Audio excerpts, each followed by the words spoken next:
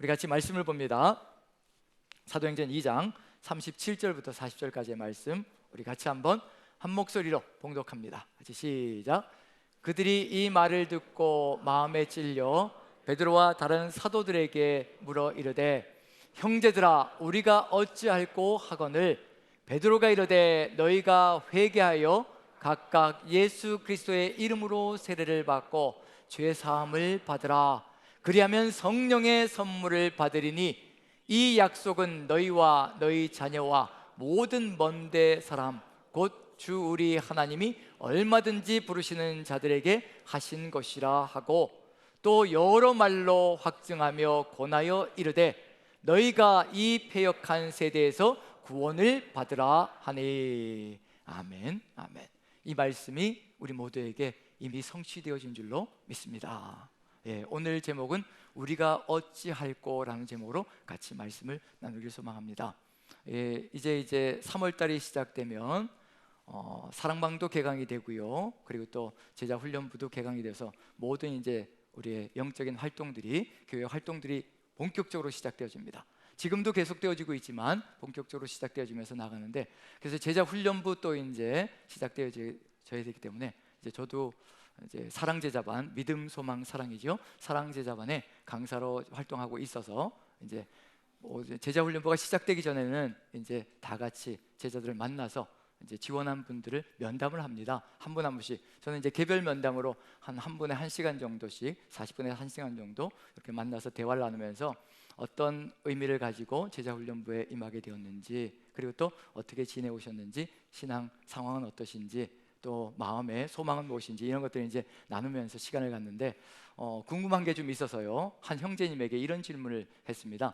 지난주에 이제 면담을 하면서 믿음, 소망을 거쳐오고 이제 사랑으로 지원을 하는 거니까요. 그래서 믿음, 소망을 거치며 특히 소망반, 작년에 이제 소망반을 거치면서 어떤 것이 가장 마음속에 깨달음으로, 그리고 또 도전으로, 그리고 남게 되었는지 한번 질문을 했어요. 그랬더니 이제 즉답을 하는 겁니다. 본인이 고민했던 내용이 뭐냐 하면, 그리스도인으로서 하나님께서 함께 하신다고 하는데, 그리스도인으로서 이렇게 변화받고 그리스도인으로서 영생의 기쁨이 주어졌는데, 그럼 이제 그리스도인이 된 다음에 어떻게 살아야 될 것인가에 대해서 갈증이 느껴졌고 궁금했는데, 소망반을 거치면서 거기에 대한 확증을 받았다라고. 그래서 그것이 무엇이냐고 물어봤더니 바로 자기 부인이라는 것을 깨달았다고.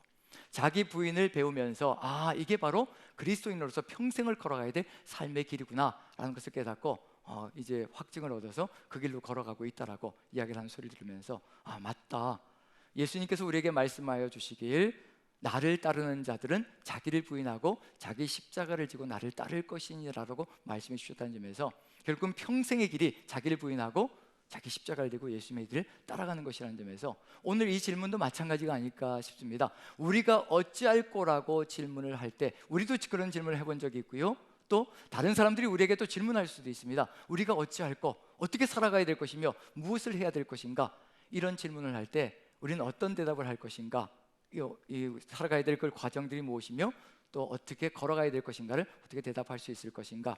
사도행전 2장은 그 대답을 보여주고 있는 것 같습니다.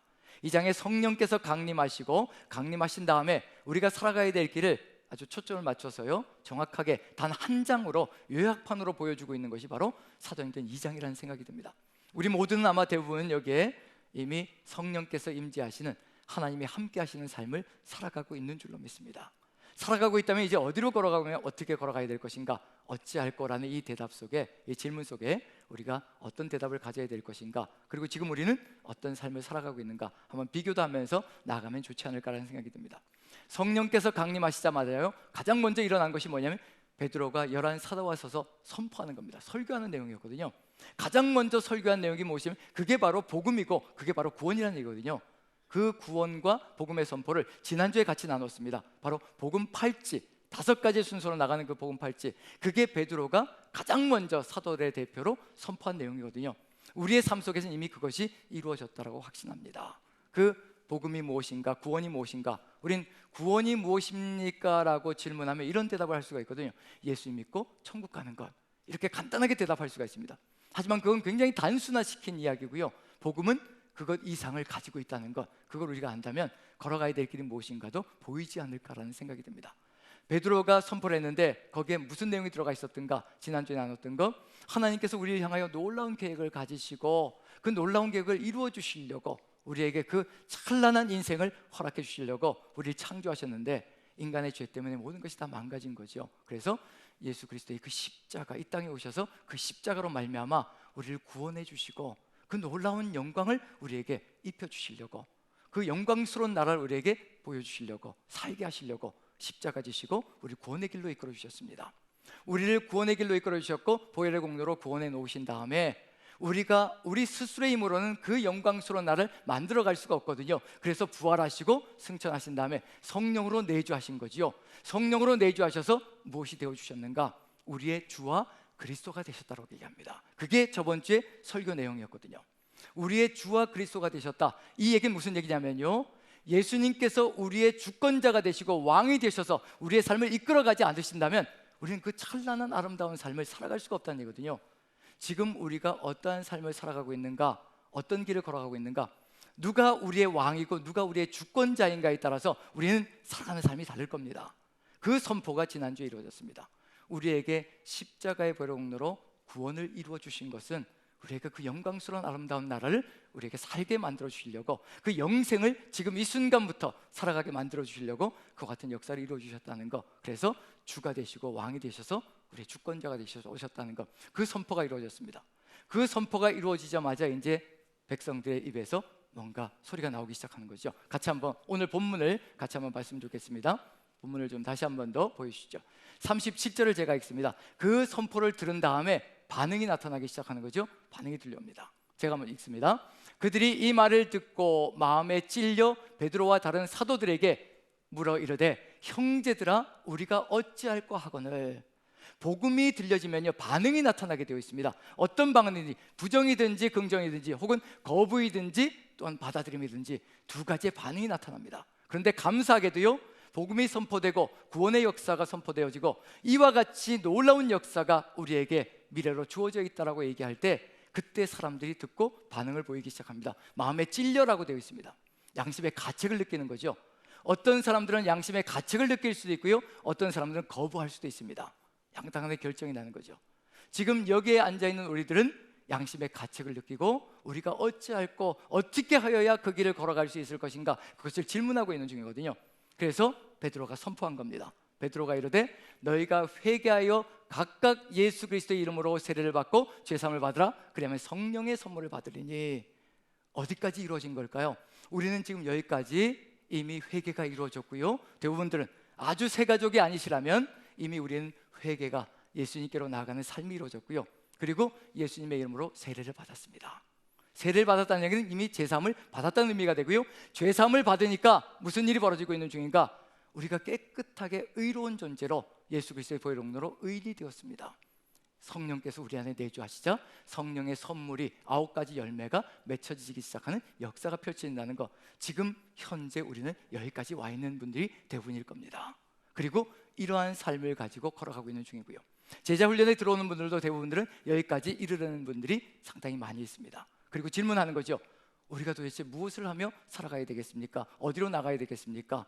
그리고 이 약속은 너희 자녀와 모든 먼 데 사람, 곧 우리 주 하나님이 얼마든지 부르시는 모든 자들에게 하신 것이라고 선포가 이루어집니다. 모든 사람들에게 이와 같은 복음이 전파될 것이라는 것, 전파되어야 한다는 것을 얘기하고 있는 중이거든요. 그래서 이것을 확증하고 47절에 보면 제가 한번 읽어봅니다. 또 여러 말로 확증하여 권하며 이르되 너희가 이 패역한 세대에서 구원을 받으라 하시니. 이러한 성령께서 오신 이유는 무엇인가? 이 패역한 세대, 세상 속에서 우리의 구원을 지켜주시려고 이와 같이 성령께서 내주하고 계시다는 것을 우리에게 알려주고 있는 중입니다. 그러면 이제 어디로 가야 될 것인가? 다음 절이 이제 한번 보여줍니다. 한번 그 다음 절을 좀 보여주시죠. 41절 같이 한번 읽어봅니다. 41절. 이와 같은 역사가 펼쳐졌습니다. 같이 읽습니다. 시작. 그 말을 받은 사람들은 세례를 받음에 그날에 너희 수가 3천이나 더하더라. 그날에 세례를 받은 사람들이 3천이나 더하더라 라는 의미 있는 이야기가 펼쳐집니다. 자, 3천이나 더하다는 얘기는 3천 명이 이와 같은 역사로 나아갔다. 자, 회개하고요, 예수 그리스도 이름으로 세례를 받고요, 죄사함을 받고 성령의 선물을 받은 사람들이 3천 명이나 더해졌다라고 얘기를 합니다. 그럼 이제 어떻게 돼야 될까요? 이것이 끝인가요? 만약에 이것이 끝이라면 우리는 여기에 이 자리에 이렇게 앉아 있을 필요도 없을 수 있습니다. 왜냐하면 우리 마음대로 살면 되거든요. 하지만 여기까지는 이제 시작이고 복음이 우리 안에 들어온 것이고요, 구원의 역사가 우리 안에 펼쳐졌습니다. 은혜로 우리의 모든 것이 주어졌다는 얘기가 되는 거죠. 여기까지는 우리가 한 것이 아무것도 없습니다. 100% 누구의 은혜냐면 하나님의 은혜로 우리에게 구원의 역사, 복음의 역사가 일어났다는 것을 얘기하고 있는 중입니다. 이 복음이 우리 안에 들어왔다면요, 구원의 역사가 이루어졌다면 우리는 응답하게 되어 있습니다. 진정한 구원의 역사가 우리의 삶 속에서 펼쳐지고 정말 예수 그리스도께서 은혜로 우리에게 임하시며 성령으로 역사하시면요, 우리는 거기에 머물러 있지 않습니다. 그것이 시작이란 얘기거든요. 그 시작을 기점으로 해서 이제 뭐가 시작되는가? 우리 안에서 놀라운 역사, 새로운 피조물의 역사가 펼쳐졌거든요. 이제 그 안에서 새로운 역사로 우리 안에서 일어난 그 역사가 이제 밖으로 표출되는 역사가 펼쳐지는 겁니다. 구원의 역사는 어떤 사람들은 밖으로 보이지 않는 역사가 있을 수 있습니다. 하지만 그것이 끝이 아니거든요. 구원의 역사가 우리 안에서 이미 이루어졌습니다. 그게 뭐냐면 아까 얘기했던 것처럼 회개하고 세례받고 죄사함받고 성령께서 우리 안에 내주하시는 것, 우리 안에서 일어나는 역사입니다. 그것이 어디로 분출되어질 것인가? 진정으로 성령께서 내주하시고 성령께서 주가 되시고 그리스도가 되시면요, 이제 밖으로 드러나기 시작합니다. 어디로 가야 될 것인가? 42절. 전 이 42절의 이 내용이요, 자기를 부인하며 평생 자기 십자가를 지고 주님을 따라가는 길이라고 확신합니다. 이 한 절 속에 우리가 살아가야 될 평생의 삶의 길이 이 안에 들어가 있습니다. 이것이 제대로 이루어지느냐에 따라서 그 다음에 정말 하나님께서 뜻하신 역사, 하나님 나라가 이루어질 것인가 이루어지지 않을 것인가가 드러나고 증거가 되어질 것이라는 거. 그러면 이제 우리 모두는요, 성령께서 함께 하시는 사람들입니다. 이제 예수님께서 우리의 주가 되시고 왕이 되셨습니다. 그러면 이제 42절 이곳으로 나갑니다. 같이 한번 읽어보죠. 몇 가지가 연결되어지고 있는지 같이 한번 읽어봅니다. 시작. 그들이 사도의 가르침을 받아 서로 교제하고 떡을 떼며 오로지 기도하기를 힘쓰니라. 몇 가지가 연결되고 있나요? 그리고로 연결되는데요. 첫 번째, 그들이 이렇게 3,000명의 성령이 함께하는 사람들이 거기서 멈추지 않고요, 그들이 사도의 가르침을 받습니다. 첫 번째, 사도의 가르침을 받습니다. 그 다음에 뭘 하나요? 서로 교제합니다. 그 다음에 뭘 하나요? 떡을 뗍니다. 그 다음에 뭘 하나요? 오로지 기도하는 일에 힘쓰니라. 그래서 우리 그리스도인들이 자기를 부인하고 평생을 주와 함께 따라가며 제자의 길을 걸어가기 위해서 시작과 끝이 연결되어야 합니다. 시작은 사도의 가르침이라고 되어 있죠. 이 사도의 가르침은 말씀입니다. 이 말씀이 우리를 이끌어가고요, 이 말씀으로 평생을 살아가기 위해서 반드시 무엇으로 우리 결론을 낼 것인가? 오로지 전심으로 기도하는 것으로 우리의 삶이 끊임없이 연결되어질 때 말씀이 우리의 삶이 되고요, 말씀이 삶이 되어지는 역사를 통해서 세상 속에 들어가 굽힘없이 하나님의 뜻을 이뤄가며 살아가는 역사가 펼쳐집니다. 시작은 말씀이고요, 끝은 기도입니다. 이 두 가지가 만날 때 우리의 평생은 주와 함께 걸어가는 삶이 될 것이라는 거. 이 두 가지가 이루어질 때 가운데 들어가 있는 것이 이루어집니다. 서로 교제하고 떡을 떼는 상황들이 펼쳐집니다. 서로 교제라는 게 뭘까요? 이제 사랑방이 곧 개강을 할 거거든요. 정말 사도들의 가르침 가운데 거한다면요, 이 가르침을 받으며 나아간다면요, 서로 교제하는 것은 자연스럽게 내려가게 되어 있습니다. 만약에 지금 우리가 그리스도인의 삶을 살아가며 나는 나 혼자만 신앙생활하면 돼, 나는 하나님을 믿으니까 나 혼자만 있어도 돼, 사랑방 활동을 굳이 하지 않아도 돼, 교제 필요 없어 라고 얘기하고 있다면요, 그것은 사도들의 가르침이 아니란 얘기입니다. 사도들의 가르침이 정확하게 우리의 삶을 이끌어가기 시작하면요, 서로 교제하게 되어 있습니다. 서로 교제하고 떡을 떼기 시작하고요, 그리고 기도하는 일에 전심으로 나아가며 그 교제를 놓치지 않으려고 애쓰는 삶이 이루어진다는 얘기거든요. 우리의 삶 속에서 이것이 정말 원활하게 바르게 이루어지고 있는가, 그렇지 않은가에 따라서 우리가 정말 성령의 인도하심을 따라 가고 있는가 아닌가를 살펴볼 수가 있을 겁니다. 자, 1번부터 한번 시작해 보죠. 사도의 가르침이라고 되어 있습니다. 사도의 가르침. 자, 사도의 가르침을 받아라고 되어 있는데 여기서 이 문장을 제대로 해석하려고 하면요, 저 오로지라는 단어가 모든 단어들을 이끌고 갑니다. 오로지 끝에 기도에만 붙어 있는 게 아니거든요. 기도에 붙어 있는 것이 아니라 맨 첫 절에 붙어 있습니다. 첫 부분에 붙어 있습니다. 그래서 모든 네 가지를 다 끌고 가는 겁니다. 제대로 번역하려면 어떻게 되냐면 그들이 오로지 사도들의 가르침을 받아 오로지 서로 교제하고 오로지 떡을 떼며 오로지 기도하기에 힘쓰니라. 이 오로지가 모든 걸 이끌고 나갑니다.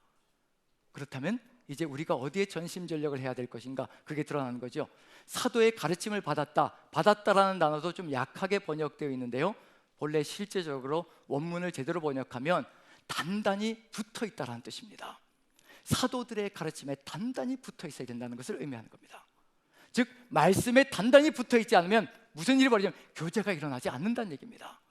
하나님의 말씀에 단단히 붙어 있을 때, 정말 예수님의 말씀에 단단히 붙어 있을 때, 사도들을 통해서 주신 말씀에 단단히 고착되어 있을 때, 그때 무슨 일이 벌어지는가? 이제 연결고리를 만들어서 이 네 가지가 차근차근 이루어진다는 것을 얘기하고 있는 중이거든요. 지금 우리가 정말 사도들의 말씀에, 즉 하나님의 말씀에, 예수님의 말씀에 딱 달라붙어 있는가, 단단히 고착되어 붙어 있는가라는 것을 생각해 본다면 이제 우리가 어떤 길을 걸어가는지도 살펴볼 수 있겠죠. 자, 사도들의 가르침, 여기 사도들이라는 단어는 복수형입니다. 사도들의 가르침입니다. 근데 희한한 건 뭐냐면요, 사도들은 복수형인데 가르침은 단수형입니다. 무슨 의미가 들어가 있을까요?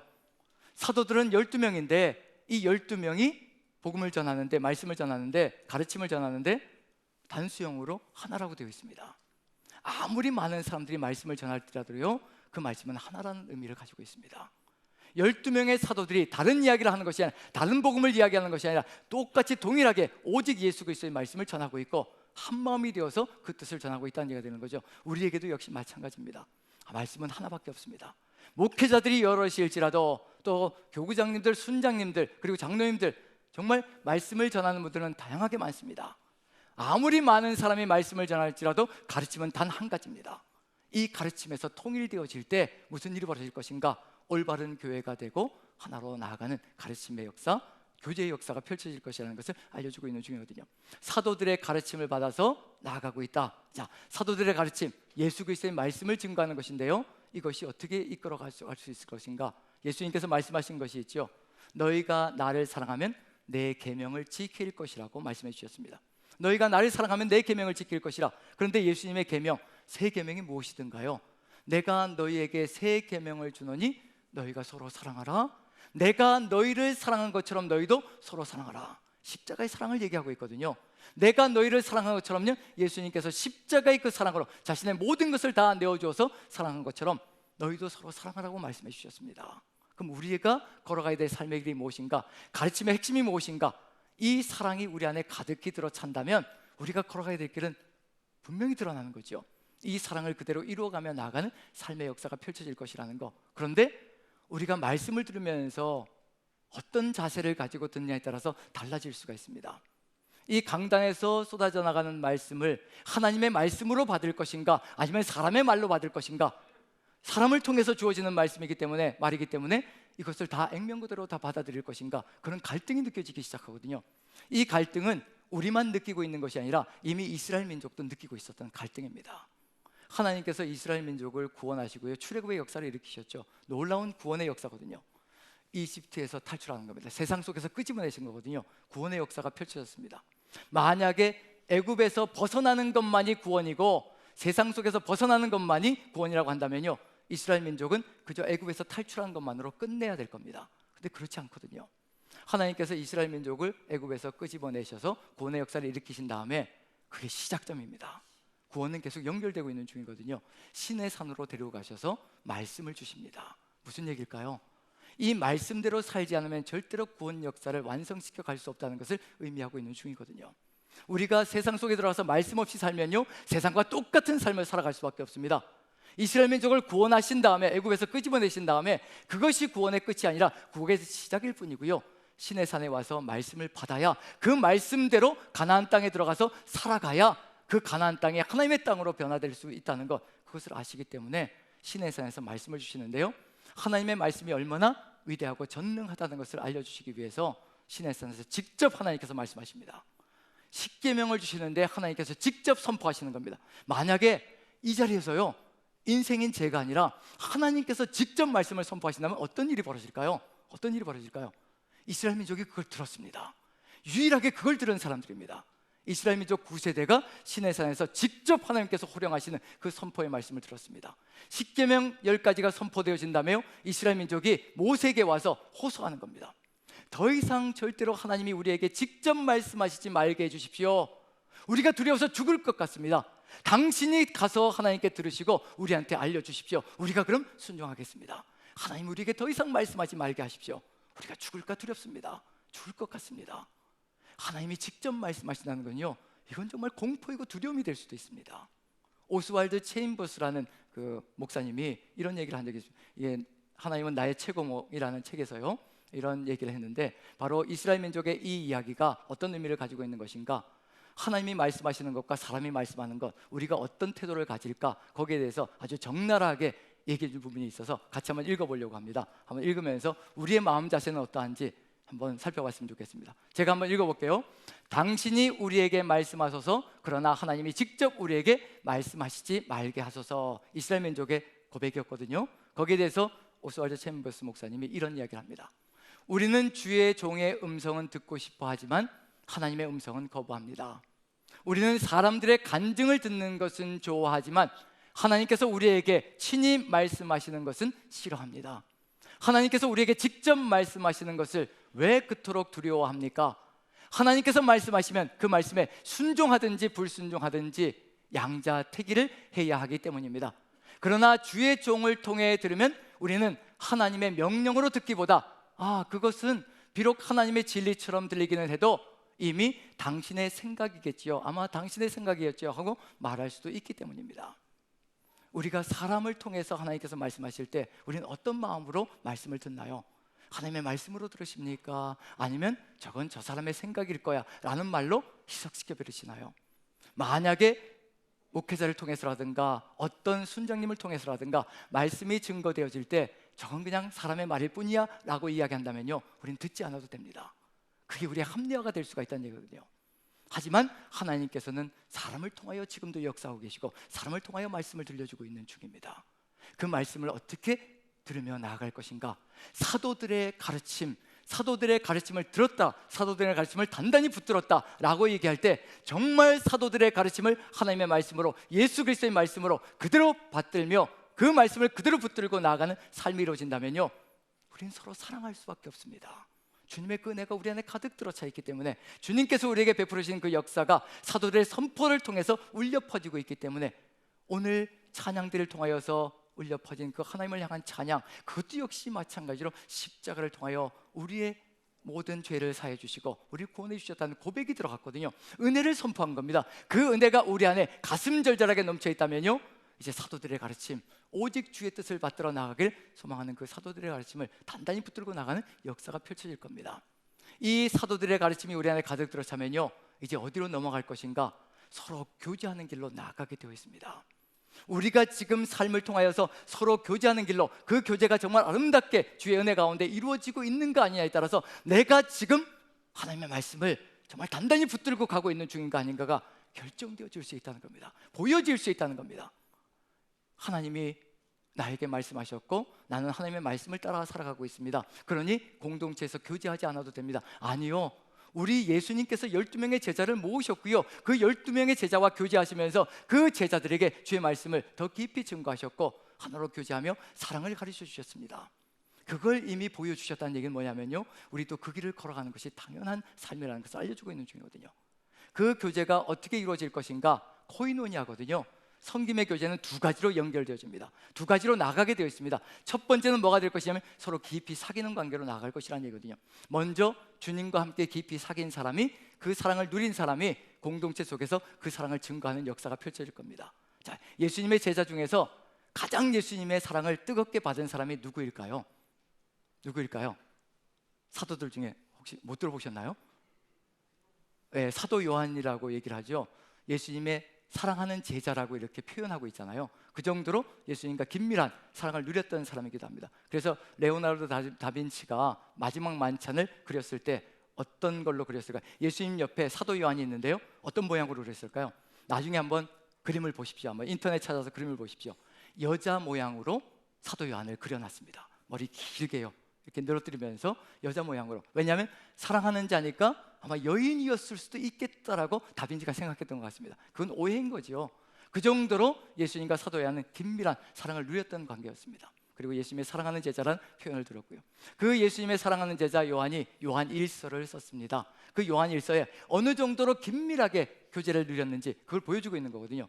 우리도 이와 같은 교제를 누리고 있다면 당연히 뭐가 이루어질 수밖에 없는가? 사람과의 교제로 연결될 수밖에 없습니다.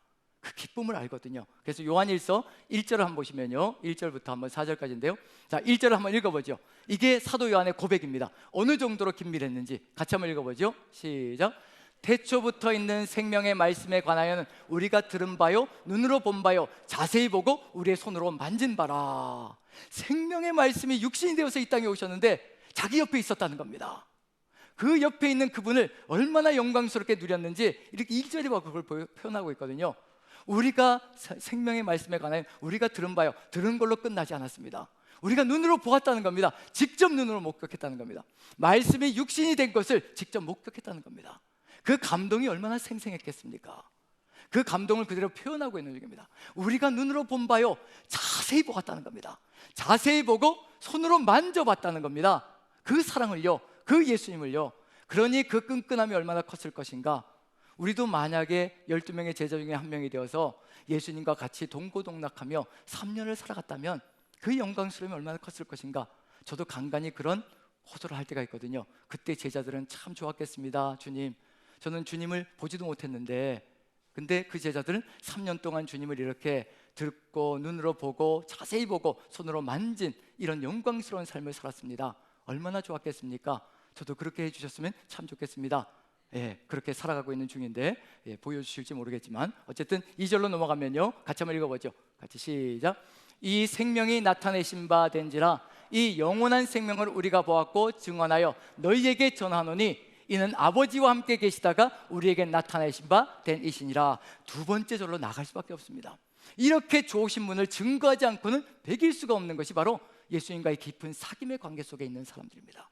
나만 좋은 게 아니라 이 좋으신 분을 다른 분들에게 증거하고 싶다는 그런 간절한 소망이 있는 거지요. 그래서 교구장님들, 순장님들 이런 분들은 다 이 사랑이 가득 들어차 있는 분들입니다. 그래서 순원들에게 증거하고 싶은 마음이 간절한 그런 분들이 가득 들어차 있기 때문에 사랑방이 다른 길로 가는 거지요. 그런 역사가 펼쳐지고요. 또 직분자들도 마찬가지고 또 지금도 성도들로서 예수님을 사랑하는 모든 분들은 다 이와 같은 역사를 이뤄가고 있는 중입니다. 자, 그 사랑이 어떤 것인지 자 3절 같이 읽어봅니다. 시작. 우리가 보고 들은 바를 너희에게 전함은 너희로 우리와 사귐이 있게 하려 함이니 우리의 사귐은 아버지와 그의 아들 예수 그리스도와 더불어 누림이라. 이 사귐이라는 단어가 어떤 단어와 같은 단어? 교제라는 단어, 코이노니아와 같은 단어입니다. 교제하고 있다는 얘기예요.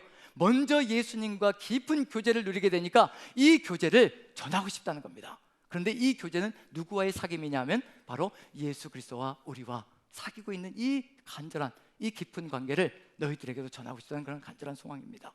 우리가 지금 예수님과 깊은 교제를 가지고 있다면요, 선포하지 않을 수가 없습니다. 그 좋은 분을 여기에 묶어둘 수가 없는 거거든요. 뜨거움이 넘쳐날 수밖에 없거든요. 그걸 전하고 있는 중입니다. 무엇을 하기 위하여 이러는 것인가? 바로 자신 속에 이게 있는데 이걸 전하고 싶은 겁니다. 4절 같이 한번 읽어보죠. 같이 시작. 우리가 이것을 쓰면 우리의 기쁨이 충만하게 하려 함이라. 지금 예수 그리스도의 그 긴밀한 교통으로 교제로 말미암아 기쁨이 가득 들어차 있는데 이 기쁨은 어떤 기쁨이냐면요, 어떤 역경이 와도 무너뜨릴 수 없는 기쁨입니다. 어떤 환란이 다가와도 절대 이 기쁨은 사라지지 않습니다. 그 기쁨을 얘기하는 겁니다. 이 세상이 빼앗아갈 수 없는 기쁨, 이 세상이 절대 무너뜨릴 수 없는 평안, 내가 너에게 평안을 전한다라고 말씀해 주신 것. 세상에서는 너희가 환난을 당하나 담대하라, 내가 세상을 이기었노라. 세상을 이기신 주님께서 우리와 함께 하시며 우리의 주권자가 되시고 우리의 삶을 이끌어 가시니 우리의 평안을 빼앗아갈 수가 없습니다. 아무리 파도가 휘몰아쳐서 배에 물이 가득 들어차 배가 곧 가라앉을 지경이 될지라도 우리 주님께서 그 배에 타고 계시고 그 배에서 주무시고 계시면 절대 그 배는 침몰되지 않습니다. 이것이 바로 주님과의 교제라는 얘기거든요. 우리도 주님과 함께 그 옆에서 잠들 수 있는 존재가 된다는 것, 예수님께서는 그걸 가르쳐 주고 싶으신데 배 풍랑이 쳐서 물이 가득 들어차니까 제자들은 호들갑을 떨기 시작하는 거죠. 죽게 생겼다라고. 주님이 주무시고 계시다는 얘기는 뭐냐면요, 우리도 그 옆에 가서 잘 수 있는 존재가 되어야 한다는 것을 알려주고 있는 중입니다. 세상의 환란이 절대로 우리를 엄습할 수 없고 우리를 무너뜨릴 수 없다는 것, 그 기쁨을 얘기하고 있는 중입니다. 내가 그 기쁨을 누리고 있는데 그 기쁨을 전해주기를 간절히 소망한다는 것, 그럼 사랑방에서 어떤 일이 벌어질까요? 사랑방이 개강이 되어지면 이런 교제, 하나님과의 교제를 누렸던 그 삶이, 방학 동안에 누렸던 그 깊이 있는 주님과의 교제가 선포되어지고 나누어지고 기쁨이 충만하게 되는 역사가 펼쳐질 때 세상을 능히 이기는 역사가 펼쳐질 것이라는 거, 이런 교제가 사랑방 안에서, 우리 안에서 이루어지길 간절히 소망하시는 겁니다. 이 교제가 이루어지면 어떤 일이 벌어질까요? 주 예수 그리스도와 함께하는 삶의 역사가 서로 긴밀하게 연결되어져서 기쁨이 가득 들어차게 되면 우리끼리 좋은 것으로 끝나는 것이 아니라요, 우리 안에서 좋은 것만으로 끝나는 것이 아니라 또 흘러가게 되었습니다. 이 사귐의 교제는 다른 교제로 또 흘러가게 되어 있습니다. 그래서 하나님의 나라는 풍성하게 모두가 행복한 복된 세상이 되거든요.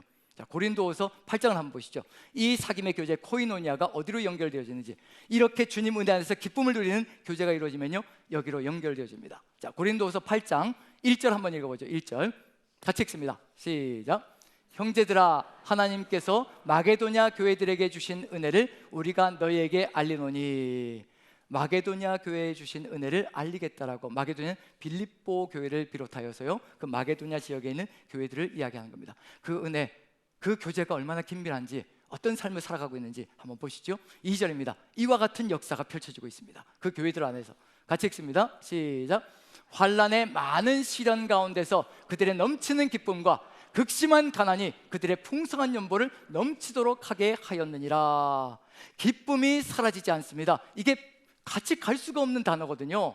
한번 생각해 보십시오. 환난의 많은 시련 가운데 거하고 있습니다. 그런데 넘치는 기쁨이 있다고 얘기합니다. 우리는요, 내가 지금 행복해야 넘치는 기쁨이 있을 거라고 생각하고 있거든요.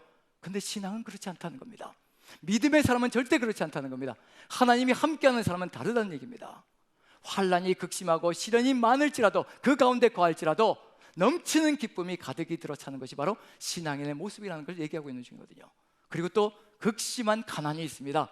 극심한 가난이 있으면요, 절대로 풍성한 헌금은 나올 수가 없거든요. 우리 생각은 그렇거든요.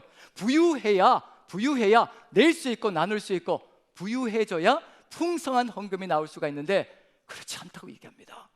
극심한 가난 가운데서도 풍성한 헌금이 넘쳐났다고 얘기하고 있습니다. 이것이 무엇일까요? 예수 그리스도의 사랑과 은혜 가운데 거하니까, 그런 교회가 되니까 이와 같은 역사가 넘쳐난다고 이야기합니다. 풍성한 교제가 일어나기 시작하고요, 하나님과의 긴밀하고 깊숙한 사랑의 교제가 일어날 때 어떤 환난과 어떤 시련과 역경도 기쁨으로 이겨낼 수 있다는 것을 얘기하고 있고요, 아무리 가난할지라도 그것이 우리를 진짜하지 못한다는 것, 우리가 바로 그런 가난한 존재가 아니라는 것, 우리는 주님께서 우리와 함께 하시기에 가장 최고의 부유한 자라는 것, 바울사도가 선포하고 있거든요. 아무것도 없는 자 같으나 모든 것을 가진 자로다. 누가 함께 하시기 때문에요?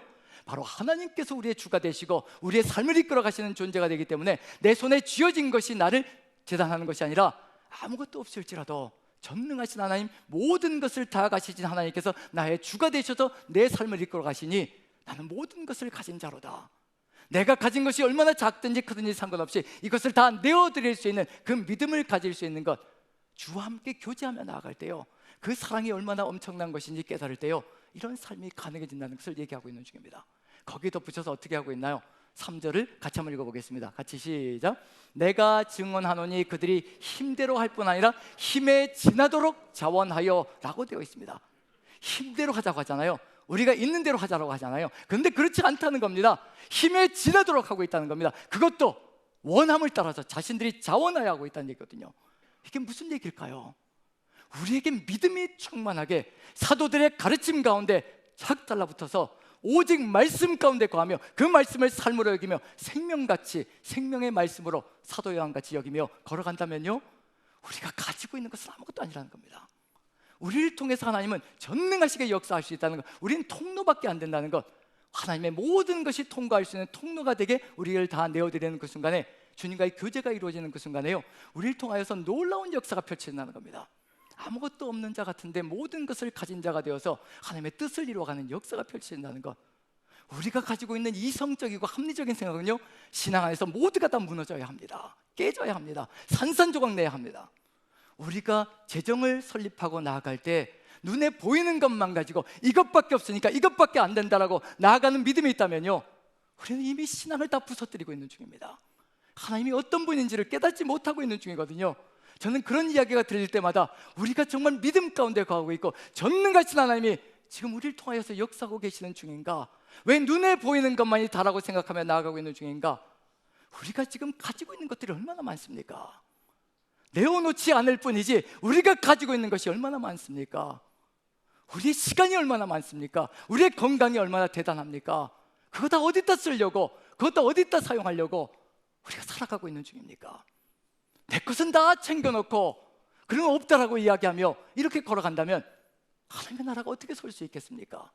우리가 정말 진정으로 주님과 교제하고 있는 존재들일까요? 우리가 정말 사도들의 가르침에, 정말 하나님의 그 말씀에 우리의 모든 목숨을 다 내어놓고 생명의 말씀이라 여기며 사도 요한처럼 생명의 말씀을 보았고 느꼈고 만졌다라고 이야기할 수 있는 그런 존재들일까요? 정말 주의 그 말씀을, 살아있는 그 말씀을, 지금도 살아서 역사하시는 그 전능하신 하나님을 우리가 믿고 확신하며 나아간다면 우리도 이와 같은 삶의 길로 나아갈 수 있는 존재가 될 겁니다. 억지로를 바라지 않으십니다.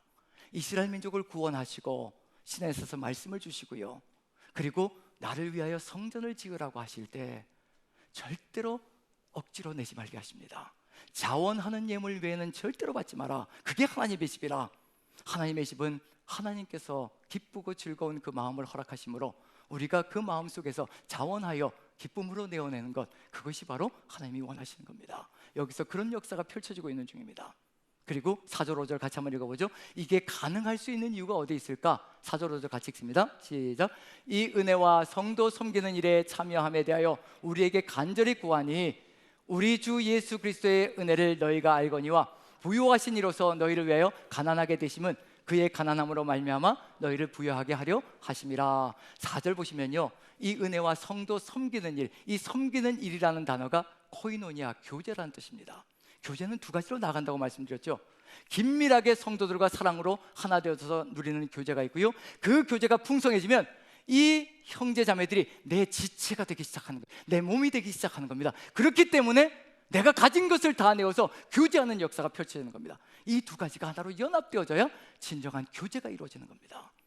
성도의 교제는 바로 그런 겁니다. 성도의 교제는 그저 희낙낙하고 헤어지는 것, 그게 성도의 교제로 끝나는 것이 아니라요, 내 것을 다 내어서 섬기는 것까지 나아갈 때 진정한 성도의 교제가 이루어지는 것이고 완성되어지는 겁니다. 그게 무엇으로 가능해질 것인가? 여기서 보시면요, 이 은혜와 성도 섬기는 일에 참여함에 대하여 환난과 시련이 넘치는데도 불구하고, 넘치는 기쁨 가운데 극심한 가난이 있는데도 불구하고 풍성한 헌금을 내어서 나아가는 것이 어떤 마음 자세인가? 이 은혜와 성도 섬기는 일에 참여함에 대하여 우리에게 간절히 구한다라고 얘기하고 있습니다. 우리도 이렇게 동참하고 싶습니다. 제발 우리 거를 받아주십시오. 우리가 모든 것을 다하네요, 간절히 참여하기를 원합니다. 우리는 힘드니까 못합니다, 이게 아니라요, 간절히 원합니다. 간절히 원합니다. 그 고백을 하고 있는 중입니다. 무엇이 이것을 만들어가고 있는 중일까? 시작과 끝을 보시죠. 어떤 단어로 시작하고 어떤 단어로 끝맺는지. 고린도후서 8장 1절부터 9절까지는요, 이 단어가 5번이나 등장합니다. 은혜로 시작하여 마지막에 우리 주 예수 그리스도의 은혜를 너희가 알거니와. 은혜가 없이는 절대 이루어질 수가 없습니다. 이 은혜가 우리 안에 가득 들어차고 잊혀지지 않는 기억이 될 때 우리는 이 사명을 감당하며 이 교제를 이루어가는 사랑방이 만들어질 것이고요, 교구가 될 것이고요, 우리 남산교회가 이루어질 겁니다. 그래서 은혜를 기억하게 만드는 겁니다. 그래서 어디로 가야 될까요? 사도들의 가르침을 받아 서로 교제하며 그 다음에 가야 될 길이 있습니다. 이 은혜를 잊지 않기 위해서 떡을 떼며로 가야 됩니다. 떡을 떼는 게 뭘까요? 손만찬을 하는 겁니다. 주 예수 그리스도께서 우리에게 살과 피를 다 주셨다는 겁니다. 그게 은혜라는 겁니다. 그걸 잊지 않기 위해서 모일 때마다 떡을 떼는 겁니다. 주님께서 나에게 살을 주셨고 나에게 피를 주셨고 모든 것을 다 허락하셨다는 겁니다. 그게 바로 9절입니다. 우리 주 예수 그리스도의 은혜를 너희가 알거니와 부요하신 이로서 너희를 위하여 가난하게 되심은 그의 가난함으로 말미암아 너희를 부요하게 하려 하심이라.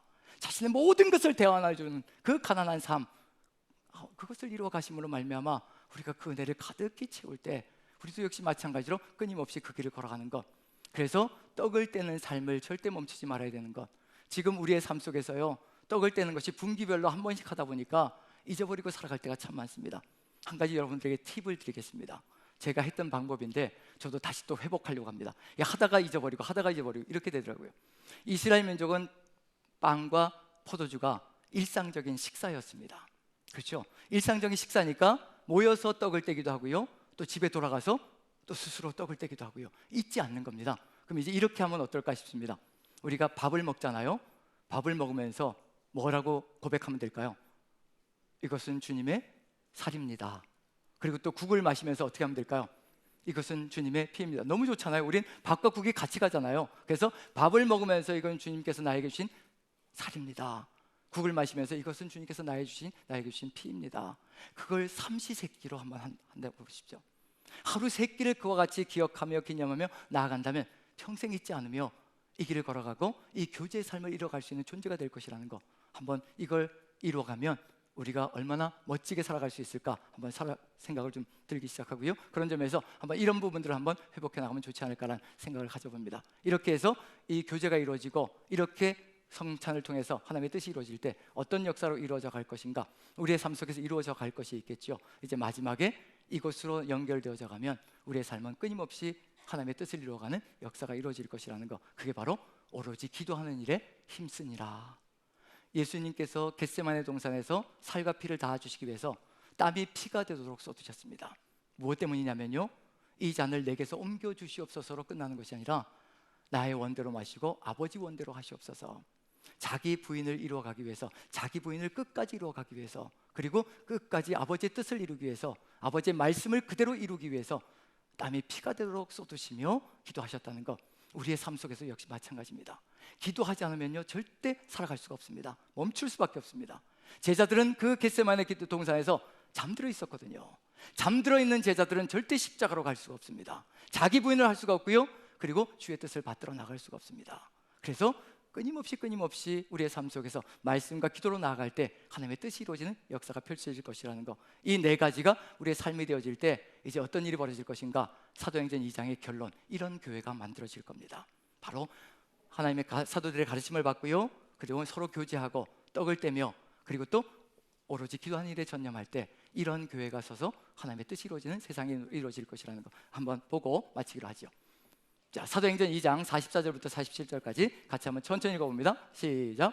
믿는 사람이 다 함께 있어 모든 물건을 서로 통용하고 또 재산과 소유를 팔아 각 사람의 필요를 따라 나눠주며 날마다 마음을 같이하여 성전에 모이기를 힘쓰고 집에서 떡을 떼며 기쁨과 순전한 마음으로 음식을 먹고 하나님을 찬미하며 또 온 백성에게 칭송을 받으니 주께서 구원받는 사람을 날마다 더하게 하시니라. 믿는 사람이 다 함께 있어 교제가 일어나는 거지요. 사도들의 가르침을 받으니까 믿음으로 모두가 믿는 사람들이 함께 하나 되어지는 역사가 펼쳐집니다. 그리고 다음 교제로 넘어가는 거죠. 서로 섬기는 교제로, 서로 물건을 통용하고 재산과 소유를 팔아서 각 사람에게 필요에 따라 나누어주고, 거기에 덧붙여서 또 마음을 같이하여 성전에 모이고 집에서도 떡을 뗀다라고 얘기를 합니다. 잊지 않고 살아가는 거죠.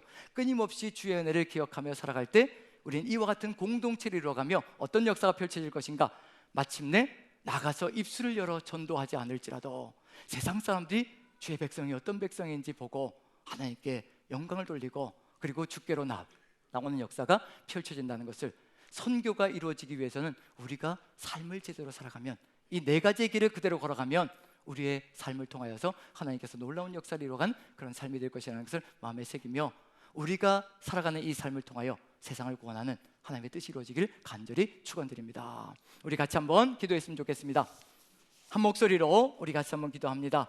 오직 주께서 함께하여 주셔서 말씀을 우리 가슴 속에 새기게 도와주시고 서로 깊이 교제하는 삶이 되게 도와주옵소서. 그리고 떡을 떼는 그 역사를 통하여 주의 은혜를 기억하게 도와주옵소서. 그리고 오로지 기도하는 일에 전심을 다하여 나아감으로 하나님 나라가 우리 안에서 이루어지는 역사 있게 도와주옵소서. 다 같이 한 목소리로 기도합니다. 기도하겠습니다. 사랑의 하나님, 우리 주님께서 함께하여 주시고 은혜 가운데 인도하여 주시어서 오직 우리의 삶을 통하여서 하나님 나라 아름답게 펼쳐 주시옵소서. 주의 뜻이 이루어지는 그 역사 통하여 오직 주의 나라 살아가는 우리의 삶이 될 수 있도록 주께서 역사하시고 인도하여 주시사 우리를 통하여서 세상까지도 하나님의 뜻을 받들어 하나님을 바라보는 귀한 역사 있게 부족함이 없도록 하나님 은혜를 더하여 주시옵소서. 감사드리며 예수님의 이름으로 기도합니다. 아멘.